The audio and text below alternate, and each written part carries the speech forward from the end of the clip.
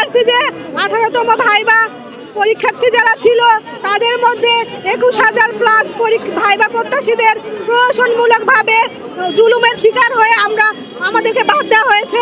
আমরা তার দাবিতে প্রথমে আমরা ভারপ্রাপ্ত চেয়ারম্যান স্যারের কাছে গিয়েছিলাম। তিনি তার হাতে কিছু নেই বলে সচিবালয়ে পাঠিয়ে দিলেন। আমরা সেখান থেকে যমুনাতে গেলাম, কেউ আমাদের ন্যায্য দাবির কথা শুনলেন না। সবাই শুধু বললেন এনটিআরসি এটা সব করেছে, এনটিআরসির হাতেই সব কিছু। আমরা এনটিআরসির চেয়ারম্যান স্যারকে পাই নাই। তিনি এই প্রহসনমূলক ফলাফল প্রকাশ করে 15 দিনের শ্রান্তিকালীন ছুটিতে চলে গেছে।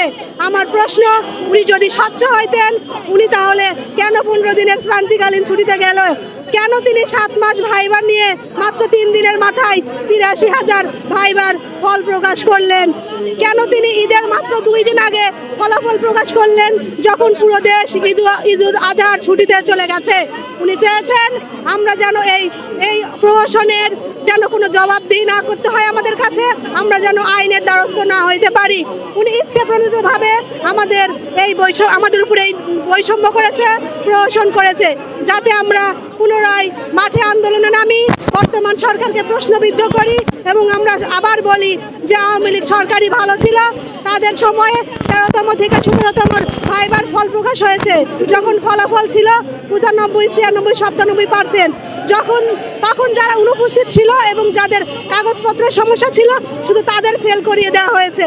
কিন্তু 18তমতে আমরা 100 মার্কের প্রিলি পরীক্ষায় অংশগ্রহণ করেছি, যেখানে মোট প্রিলি পরীক্ষার্থী ছিল 14 লাখ। সেখান থেকে আপনারা মাত্র 4 লাখ রিটেনে অংশগ্রহণ করার সুযোগ দিলেন। 4 লাখ রিটেন পরীক্ষার্থী থেকে আমরা মাত্র 83,000-এ আসলাম, যারা ভাইবাই অংশগ্রহণ করার সুযোগ পেলাম।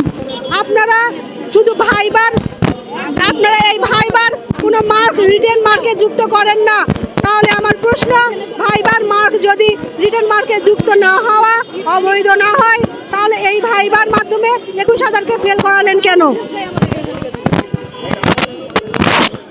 এখানে আমাদের 10 থেকে 12 জন আহত হয়েছে। আমাদের অনেক ভাইকে তারা গ্রেফতার করেছে এবং আমাদের উপরে জল কামান নিক্ষেপ করেছে। আমাদের অনেক ভাইয়ের গ্রেনেডের আঘাতে হাত পা ক্ষত বিক্ষত হয়েছে। আমরা এর জবাব চাই।